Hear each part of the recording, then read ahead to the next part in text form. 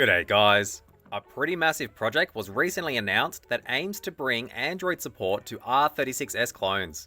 And they have already delivered with DTBs for two different clones. One for the R36S Ultra, and another for Saue source variant Y3506 V06 2026 0120. Unfortunately, I don't have either of these devices to test, but if you give this a try, please let us know how you go.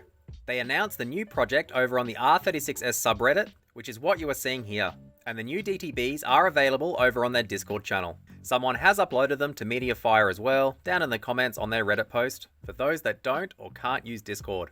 Now, I haven't been able to try this out myself, since I don't have the two compatible clone variants, but you should just be able to write the latest version of the standard Android R36S project over to a high quality SD card, and then replace the RK3326 R36S Android DTB on the boot partition with the new one downloaded from their Discord channel or the Mediafire mirror. It's important you don't rename it and simply copy it over as is, making sure to overwrite the existing DTB when prompted. If you do have one of the two currently supported clones and try this out, the devs are wanting any feedback on how it runs. Things like if the screen and backlight work, if you see any boot logos or animations, and if you are able to successfully boot to the Android home screen, test things like the gamepad, internal speaker and headphone socket, the OTG port and the power LED. I guess really any information you could give would be helpful, especially if you are able to mention your PCB version ID, and if possible, any photos or videos would be amazing for debugging.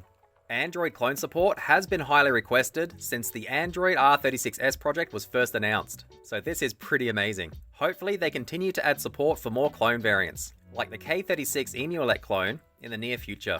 As always, I will put links to everything down in the description below, as well as an install video just in case you needed a refresher. Massive shout out to the team behind this new project aiming to bring Android support to the R36S clones. But I think that'll do it for today. If you have any questions or comments, let me know down below. Otherwise, thanks for watching.